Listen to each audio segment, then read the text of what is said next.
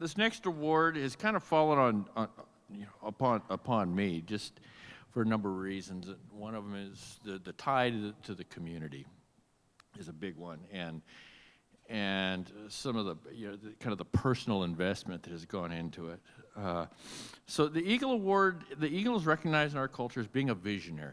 The Eagle exemplifies great courage and wisdom. And this year's Native Business of the Year Award winner in the Spirit of the Eagle has truly risen up as a leader in our community. A respected, bold visionary. The small business owner usually risked everything, sometimes more than once in his or her life. Sometimes it feels as if the entire world is resting on their shoulders. Or at least at 11 p.m. at night, when she or he is worried for one of their employees, or perhaps there's a new leak in the roof of the building. When it comes to a company health insurance, he has to take care of it, all of it. When it comes to property insurance, she has to take care of it, all of it. Paid leave, good luck. Employee training, angry customers, disgruntled employees, snow days, it all falls on the shoulders of the business owner. It's often said, and Marina, tell me if this is true, but it's often said that the small business owner gets the luxury of picking his or her own hours. They get to work 12 hours a day, you get to pick which 12. Are we on slide 28? Did I remember to say that? Almost messed up again. Yet rarely do you hear them complain. In fact, some of the most positive, upbeat, and confident individuals you will ever meet are entrepreneurs. Their zeal for life can be infectious. It's just the way they're built. When soccer season, Little League season, AAU season, rodeo season, pick your season, rolls around, who does the community call on to support and sponsor these types of events? It's that same man or woman who's working those 12 hours, staying awake at night with a pit in their stomach because one of their employees is having a family crisis and he or she really wants to help. This year's Eagle Award winner is all of that wrapped up in an uncommonly young package. He is visionary. He had to put all his life's possessions on the line to purchase a business. He's industrious. He's had to be to take over a business that was a cornerstone in the community for over 40 years and do it all without missing a beat. His confidence, interest in life, concern for his community, his heart, his passion, it's infectious. If you can pull him aside from his work for 10 minutes, you can't help but leave encouraged just to go out and do something. My God, I got to go do something, get something done. I almost feel guilty here just by talking to him.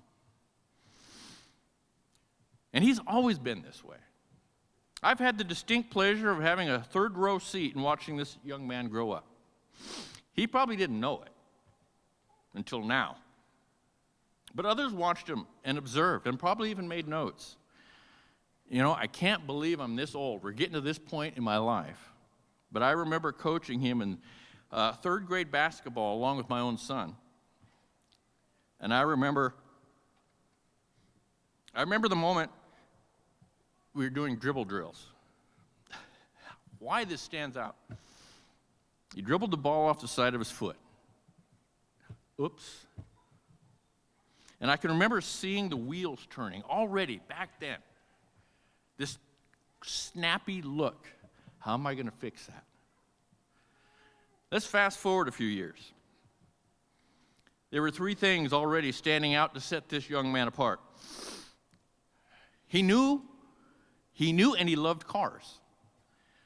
Just all the time. He and his brother were working in an auto shop at school or at a local auto shop.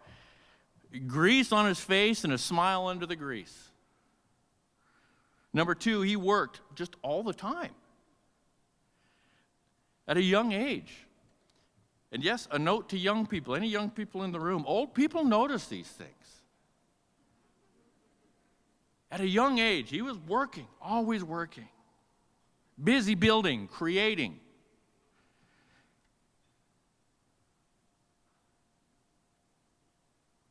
When it seems so much in this world, in our society, is about tearing things down, this young man, even when in his teens, he was creating.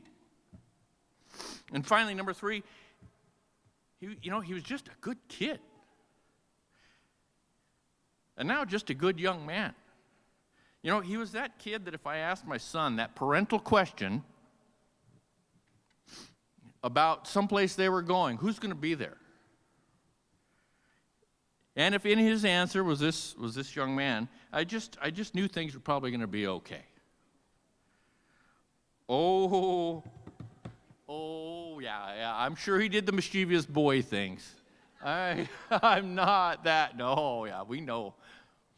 But, thankfully so.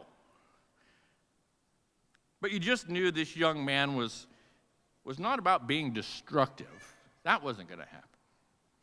Or disrespectful, even when the world would have accepted it at the time. Kids being kids are disrespectful. Even if it was accepted, that wasn't going to happen. He was just built different.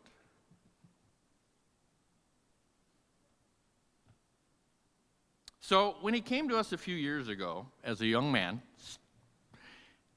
to see if we could finance the purchase of a business in town, a business he had worked at year after year, even through high school, I was excited. The whole office was excited. We'd had a front row, second row, or third row seat in his life, and we just knew him. We just knew him.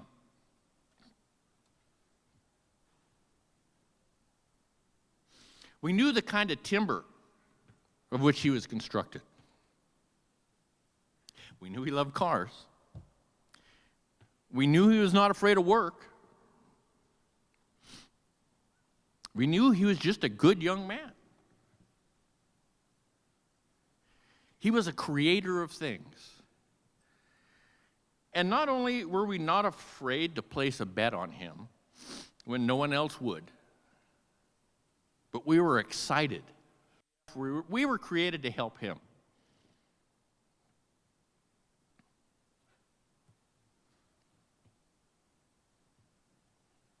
I don't know if I've had this much pleasure, because I'm really happy, in introducing someone as I have right now. I'm literally busting my buttons and sweating my face off with pride as I introduced all of you to this year's Eagle Awardee, Mr. Jered Holt, owner, Birds Autobody and Glass. Put your hands together and welcome Jered Holt.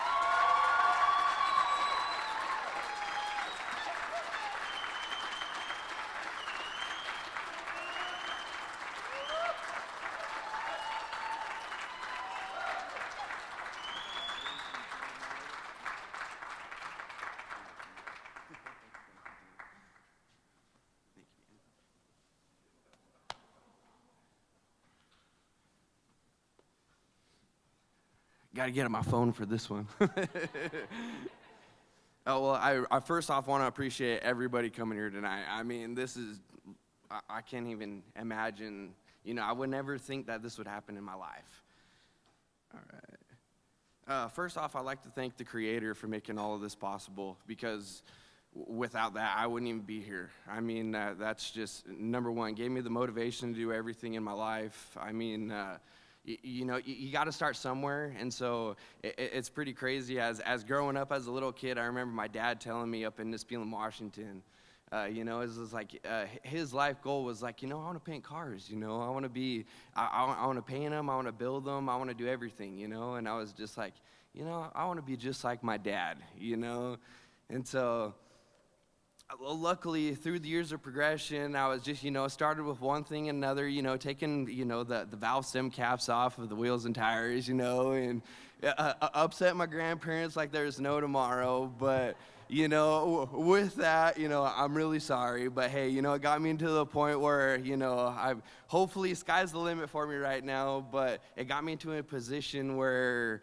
I was able to, get with NNDF and make my dreams possible, make me and my dreams possible, I mean, my family is my ultimate, and without them, I couldn't absolutely do anything without him. My little brother, he came in, it got to the point where the old owners, they just, they wanted to retire, which was definitely respectable, and so of course, I had to call on my little brother to, hey, I need help. I can't do this alone, So luckily, he was able to come in, and he was able to be my right-hand man to get all of this stuff working. And I definitely got to give a big shout-out to my wife and my kids, because they're the ones that take the blunt of everything. I mean,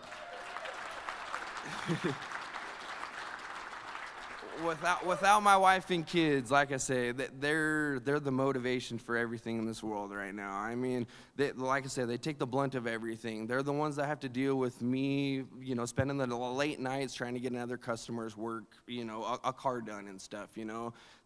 My kids are 5 and 2, and it kills me to be away from my family. But it's just somebody's got to make that sacrifice to be that guy to get out there and provide for his family. And that's what I'm here to do. I'm that man that that has to take care of and do everything for my family. One big shout out is my brother Dakota. He passed away about 9 years ago. And everything, he was going to be a lineman, and he actually was a lineman. And he was electrocuted and killed. But he was going to fund, me and him kind of came with this plan. It was like, you go be a lineman, you'll come back out, and you'll fund everything for me from my shop, and we'll make it big, Like, I was like, collision is where it's at, man. It was like, everybody's going to continue wrecking their cars, man. It's foolproof, we'll make that money, and actually the year of, I graduated in 2013, and he passed away, and still to this day, it kills me. But I am glad to be out there doing everything that I can for me and my family, and especially for him. And I wouldn't want it any better or any worse, I mean, life has its ups and downs, and it's just what you got to do to keep on going. So I appreciate everybody here tonight, and especially Ted for making all this happen. And thank you guys so much. Lim Lim.